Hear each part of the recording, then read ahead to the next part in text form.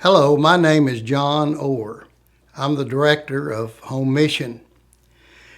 Home Mission began with a dream 3.5 years ago because we recognize that 70 churches of Christ are closing in America every year. And this has been going on for almost 20 years, according to the Christian Chronicle. We have a very great urgency here in our nation. And it's not just churches of Christ that are closing. Up to 10,000 denominations are closing as well. People are fleeing churches. Many people have turned away. We began reading in the Bible as to what to do. In Acts chapter 11, we found the answer. Barnabas and Saul, or Paul later on, was sent out by Jerusalem to be traveling evangelists. Titus, Silas, Apollos, and other great evangelists were sent out as traveling evangelists to equip, to encourage, and to evangelize in congregations where they went. The mission of Home Mission is to form an association of evangelists under their own eldership to go out into all 50 states and help build up the body of Christ before it's too late. We found the top 5 reasons for closures in the United States. One of them is evangelists versus preachers. There are many preachers that are being trained to preach in the schools. However, when they come out, they don't know how to evangelize. This causes a lot of problems because the evangelist looks for other solutions to try to bring in people and build up the body, and they just don't work like evangelism does. We need to train and spend more time training our evangelists and our preachers to become true evangelists. Biblical ignorance and consumerism is another problem in the church today. People in the 50s in the Church of Christ were noted as Bible-toting, Bible-quoting people. But today, unfortunately, many people do not study their Bible every day, and we do not know the Bible like we used to. People used to recommend that if you had a Bible question, talk to someone from the Church of Christ. It's not that way anymore. We need to get back to the fundamentals, the basic teachings of being in the Bible every day and letting God do our talking instead of our opinions. Our youth are also not being taught and trained, especially when they go through their early life in college, their early marriage, and so on. And we're losing so many of our youth. About 70% of our youth are falling away from the church, estimates tell us. Another problem is the 80-20 syndrome, where 80% of the work and giving is done by 20% of the people. That can't work and continue in the church if we're going to ever grow. And also the lack of qualified elders, leaders, preachers, and teachers. In Iowa, for instance, there used to be around 120 churches of Christ. Today there's 62 from what I hear, and 2 or 3 have closed since that stat was told to me. Half of those churches do not have preachers, full-time preachers, and the majority of those do not have elders. In fact, the majority of the churches that we work with do not have elders. So what are the solutions to this? Well, there are 6 things that we talk to brethren about when we go out into the churches in America. First of all, Jesus needs to get back to being the head of the church. It is his body. He is the one we need to listen to. Our ideas and opinions do not matter. What Jesus says and what Jesus wants is all that should matter to the church. We also need to return to being disciples. The word Christian was only used 3 times in the New Testament. basically by outsiders, or as Peter uses it, in reference to what outsiders calls us. In the early church, Christians generally saw themselves as disciples, that is, students. And the idea of getting back to being disciples is getting into our Bibles every day. This is one of the first things that we encourage all of them to do. In fact, we can't work with a church where the members will not get into their Bibles every day. We also need to establish evangelism training schools in every church, or at least in one church in all 50 states. The idea of evangelism training schools are on a small basis, where 2 days a week or one night and a Saturday are being held for 2 years to teach people how to evangelize and go out into the community. One congregation we work with in Media, Pennsylvania, has been doing this for 5 or 6 years and has had great results. In fact, many people have come to learn to evangelize and have become Christians during the process of that work. Also, we need to prepare the congregations for growth. You can't go in and just have a campaign and bring in about 10 or 20 people and then be able to keep them. We work with the congregations usually for the first 2 years in preparing them for church growth, to be able to, once they get disciples, to be able to keep the ones that they bring in and to build up the ones that come their way.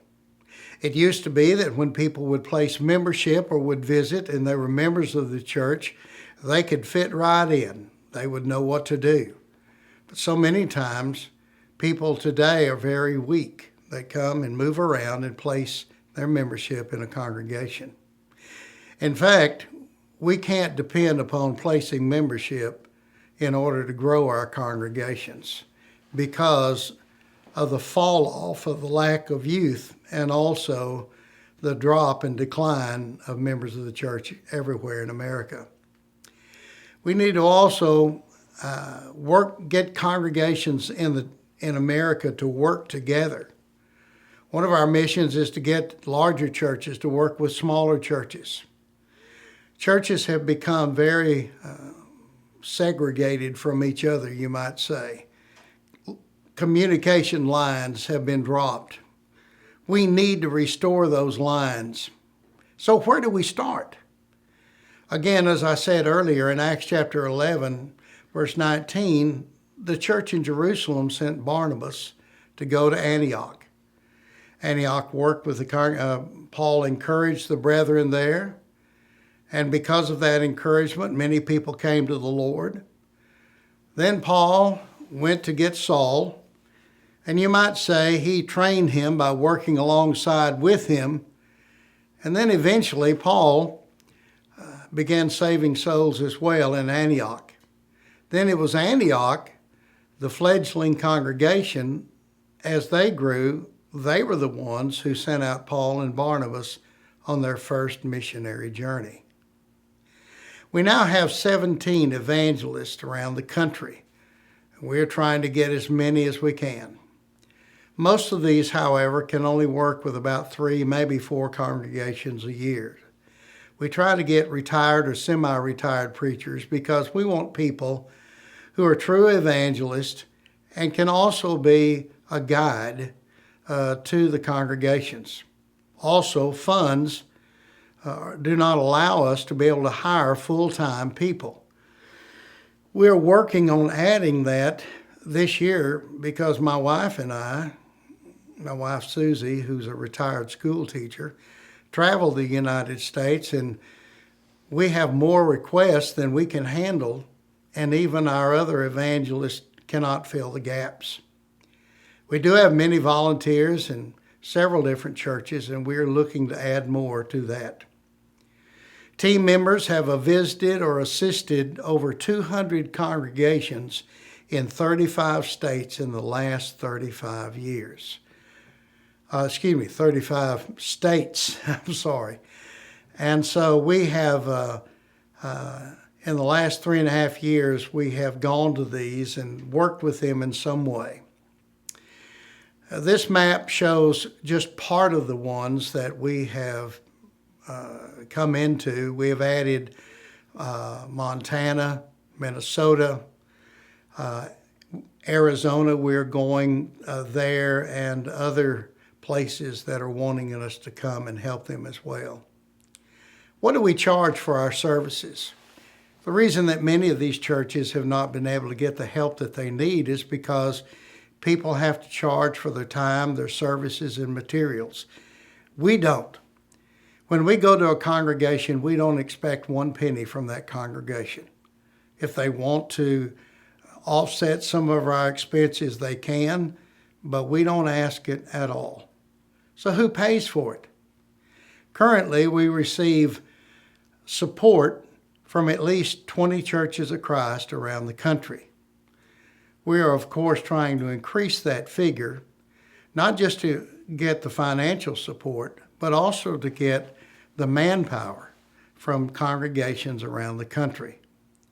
We also receive one-time congregations from churches and individuals, especially around the month of December. This year, the second week in December will be Home Mission Week, and last year we raised $40,000 during that time, and we hope to raise $120,000 this year. We also receive monthly support from individuals as well. Some of the many good things that God has accomplished through us in the last 3.5 years are that churches have grown in numbers. Some have even doubled and tripled in their attendance and contribution. Workshops on teaching, Bible study, singing have been held. 10 larger churches are helping or planning to help smaller churches at this time. 13 churches that we know of have kept their doors open. 10 churches have evangelists that Home Mission has found for them, although that is getting to be more and more a difficult task. 5 preachers have been trained to evangelize that were currently in a pulpit somewhere. And Home Mission has worked with 6 new startup churches. We have a 3-year plan that most of the smaller or at-risk congregations use. We work with them. We come at least 2 times a year over a period of 3 years, sometimes 4 if they need it. The ultimate goal is to build toward a campaign and to be able to sustain the growth that they get from those things. We have several groups that we work with that do campaigns, and they also do not charge for their work. We can also do one-time workshops. We have done one-time workshops for churches as large as 500 and as small as 5. We provide materials and curriculum, Bibles, pew pencils, visitors cards, curriculum, and so on. So far this year alone, and the year is only half over, we have provided over $150,000 worth of material free to the churches that we work with. We also do preacher search for evangelists, not just pulpit preachers, but people who can get out in the community. This fall we'll be starting an Elders Net. This will be articles that will be written by elders, for elders, in order to encourage them and deal with some of the problems that elders have to deal with because we're losing elders at a rapid rate around the country. Also, we try to get larger churches to help smaller churches. We just devised a new plan of 50 ways that larger churches can help smaller churches. We would love to share that with you. We also are working with the New Life Behavior group out of Corpus Christi, and we have now entered into an agreement to where we will be regional trainers, all of our evangelists will be, in order to teach the New Life Behavior, not just in prisons, but in the communities, in order to meet people's needs. Many congregations are looking for ways to help people with drug addiction, alcohol, gambling, sex addiction, self-esteem problems, family problems, anger management, and so on. New Life Behavior offers 14 different subjects, and it is very inexpensive for the congregation. And for some, we'll pay for their books and for their fees. We want to talk to you about now some of the churches that God has used us to help. In the Palestine Church of Christ, we began back in 2016 working with them, and they were close to breaking up. They had left a church that brought in instrumental music, and they were trying to found their church. They had been donated land, but they argued about how to spend the money, what to do, when to start working on the church. And so they called us in. We began working with the church to unify them. And eventually, in early 2017, they began their work. And people around the country began helping them and so on. And in summer of 2017, they opened their church building. And today, they don't owe one single penny on it. This is truly an act of God. One of our evangelists went to Kodiak, Alaska. They were down to 8 members. He worked with them for a solid month. When he left, they were up to 30. And they are still striving and continuing to try to grow. We working recently with the Highland County Church of Christ. We first went to them in 2018. And they are in Hillsboro, Ohio. In Highland County is a county of about 30,000 people. There are 27 churches of Christ. Now, most of these churches of Christ are instrumental churches because of which dates all the way back to the Civil War, when we split in the Restoration Movement. However, 2 of them, since this congregation opened up 10 years ago, have given up their instruments and are seeking to go back to the original foundation of the Church of Christ that was begun in AD 33. They are also trying to set up an evangelism school and even possibly a preacher training school. We also went to Minnesota in Carlton County recently, and there was a group of believers that were meeting together at times in people's houses, but they were not meeting together on Sundays. Many had not taken the Lord's Supper on a regular basis in 2 years. And so we talked with them. We went into a town called Cloquet of about 12,000. And since my wife and I have started a church from the ground up, we knew what to look for, and we found a motel that had a room that they are going to rent out to them beginning in September for $50 a week, and they'll be able to use it for 3 hours each week. And so now a new church will be starting up called the Carlton County Church of Christ. Channelview Church of Christ near the town of Houston is a congregation that was down to about 60 elderly, mostly elderly, white couples, people, and so on, in a community that was 90% Hispanic. They have a very, very good evangelist working there, and he had not been there very long when they asked us to come and work with them. We began working with them on how to grow and things of this sort, and how to reach out to Hispanic people, telling them, don't be afraid if you don't speak the language, go to them anyway. They're people just like anyone else. And so they began doing that. Today there are around 120, and several people have been baptized into Christ. In fact, they made 3,000 cookies to give to the teachers in the school system with this large Hispanic population. And they even now have a Spanish song leader and may have a Spanish elder in the near future. And so thank God for that growth and for the growth personally of the people there at the Channelview Church of Christ.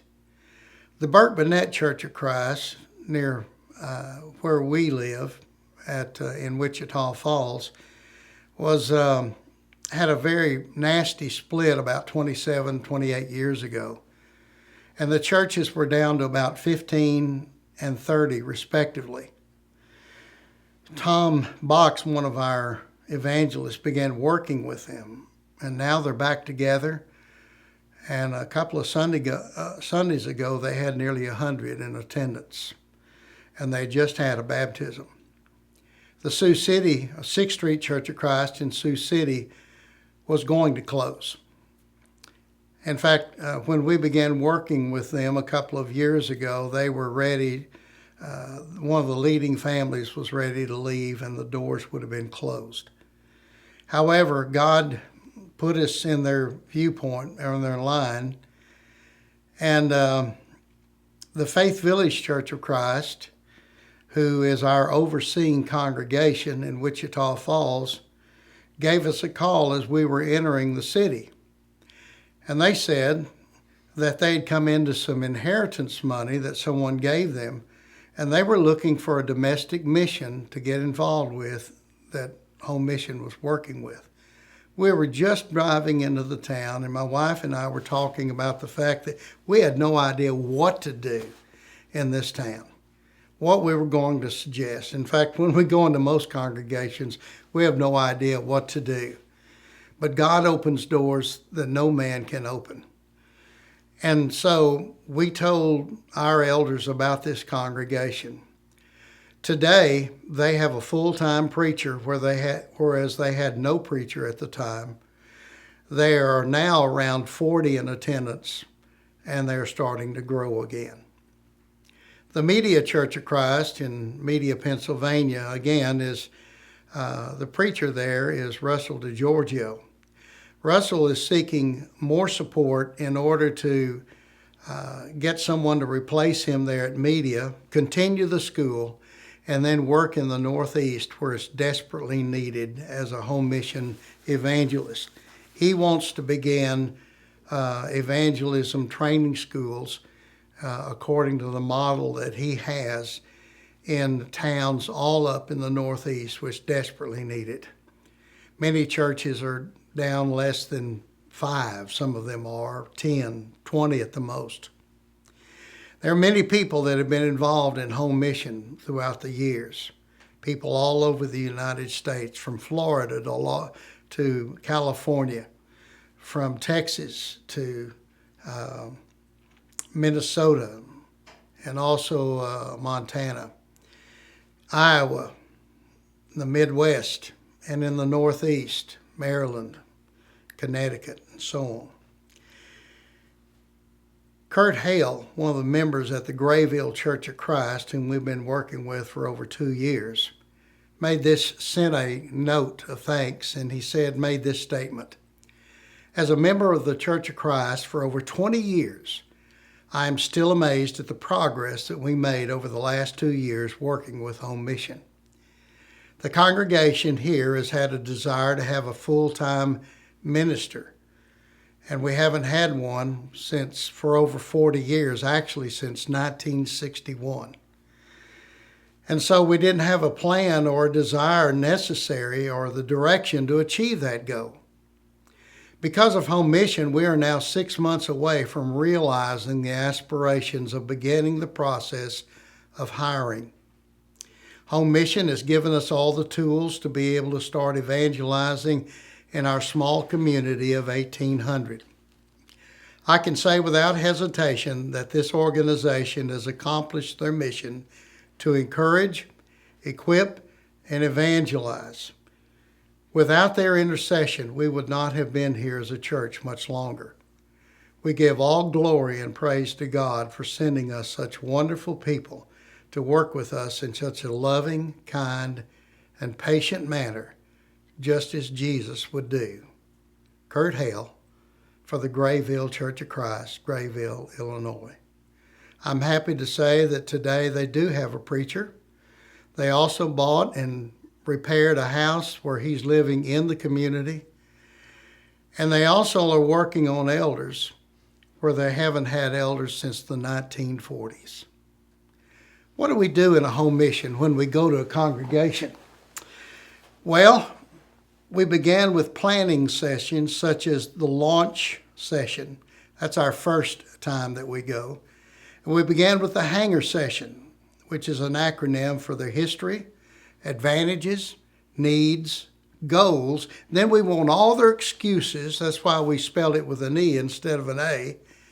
And then we want their resolve, a scripture that they can hold on to.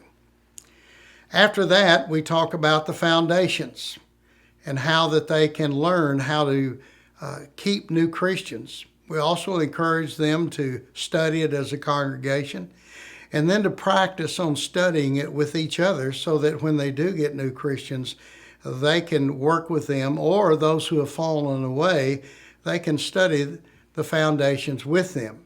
Not only does it give them scriptures and also answers and basic foundational elements of the church and Jesus' teaching, but it also teaches them how to get involved as well. We also teach them the Habanero Visitation Ministry on our launch session. The Habanero Visitation Ministry is one where we break down the way in which they can visit. We have 4 different colors. Habanero changes colors, the peppers do, as they get hotter. And so as the prospects get hotter, they are told what to do or what they can do. And they also are given the tools to be able to do that with in order to bring people back. Then on Wednesday before we leave, we give them the takeoff session where we put up the top 12 things on a large Post-it note and give them stickers, and they go and they get 4 stickers to vote on the top 4 needs that they want. And it's a great faith-building exercise. They also put 1 sticker on the area of visitation that they want to be involved in. And we expect that all people there, and usually all of them do, get involved and are a part of that process. We've donated many books and supplies and other items to churches. And of course, that process continues, and that will only increase. The second time that we go to a congregation, we do the Circle of Influence. If you would like to see what we do on the Circle of Influence, you can go to the Landmark Church of Christ in Kaufman, Texas, and look on their website. And in their workshops, you can look it up, and there it is, The Circle of Influence by John Orr.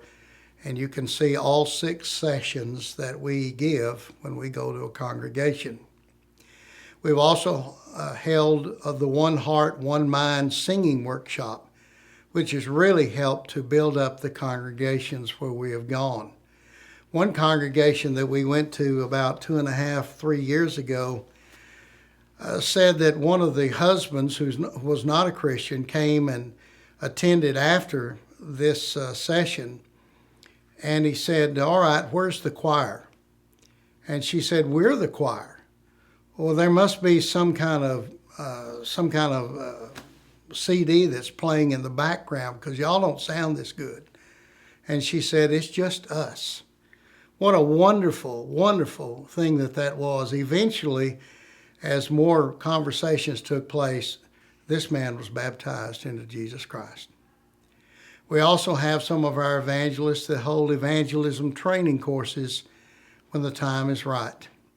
We have one that you might call an evangelism method with training wheels. Everything is written out, including the scriptures, the illustrations, the questions, and the text, and it's just to be read by the presenter and the individual that they study with. It has 1 introduction and 2 closings, and it's all done in order to prepare anyone to be able to study with their friends and neighbors the gospel of Jesus Christ. As we mentioned earlier, we also use larger churches and train them to go out and work with at-risk congregations. We also have many other workshops that we can do, many other materials that we can give out. One of them is digging tools for Bible study, teaching people how to study the Bible, to let the Bible do its own interpretation, which is very important because of those 6 nasty words that people use today. I think, I feel, and I want. We try to eliminate that with this session, Digging Tools for Bible Study. Of course, we mentioned New Life Behavior earlier, and much more. There are 24 different types of workshops we can use. One congregation wanted to hire a preacher, and so they said, but we don't have the money to hire them. What are we going to do? I said, well, from what I can see, you're going to have to triple your contribution. They said, well, you're going to have to do one of your workshops to get us to do that. And so we wrote another workshop on leadership and giving, and God blessed them, and they not only tripled, but in some cases quadrupled their contribution. People can support their own preacher if they put their mind to it as they work and grow and as they give evangelistically each week to the Lord. What are our future plans? Well, new churches are going to be added as we get more evangelists.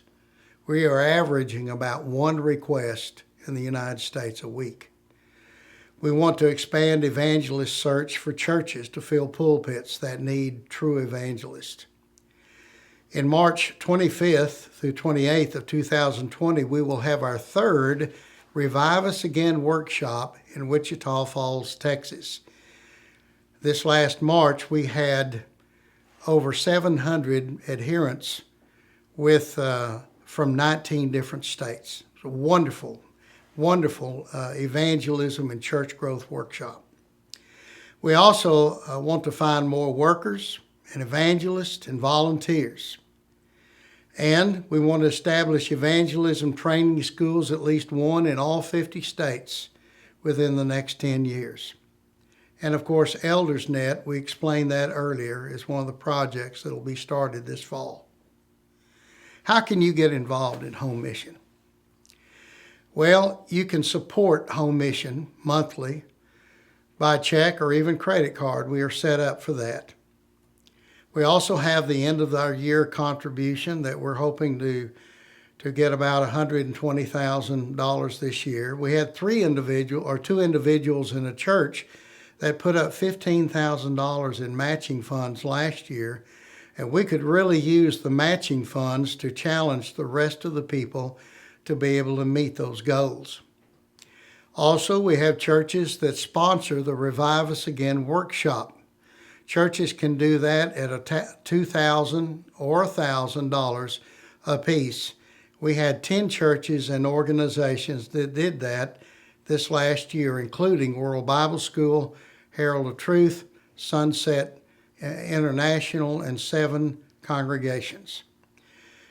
Also, the one-time contribution that people want to give as they can, memorials and things of this sort.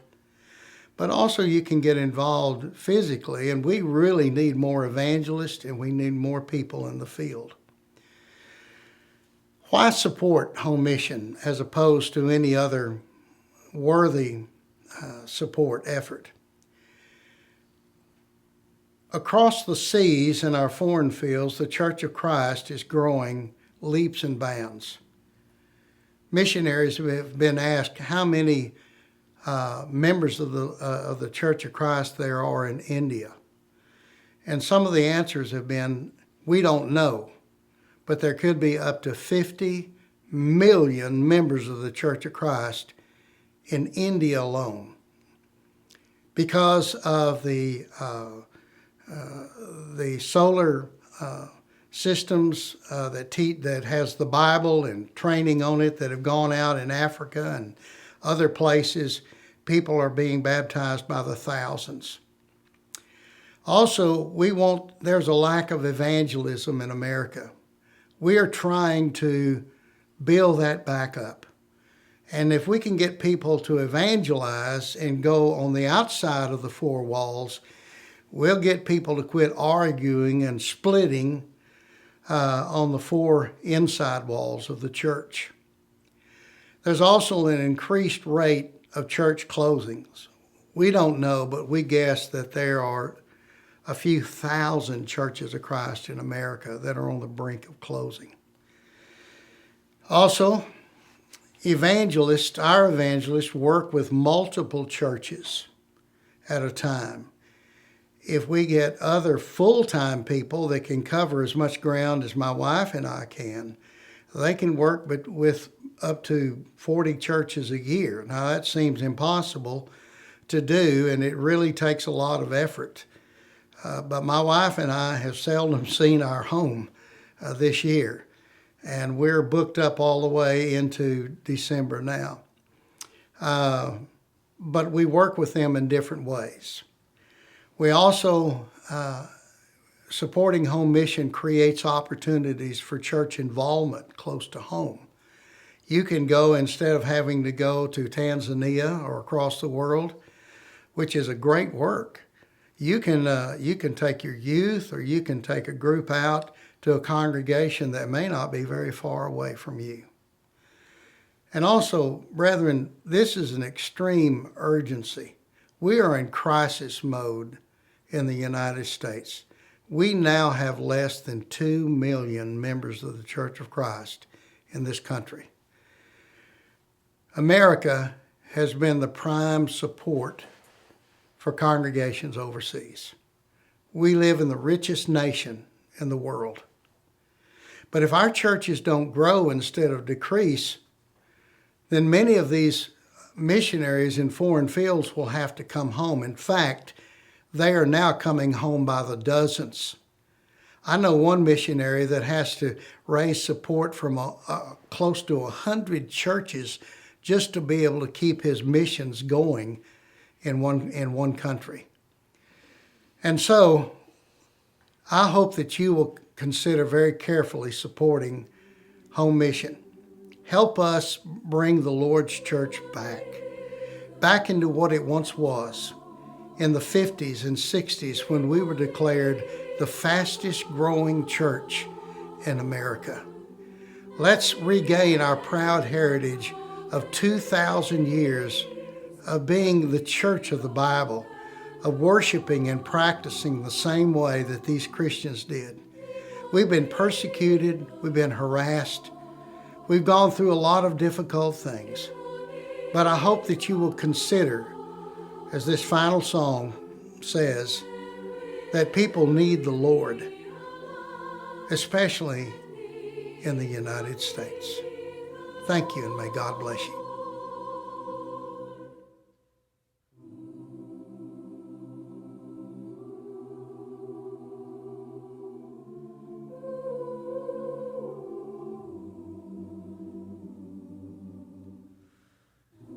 We are called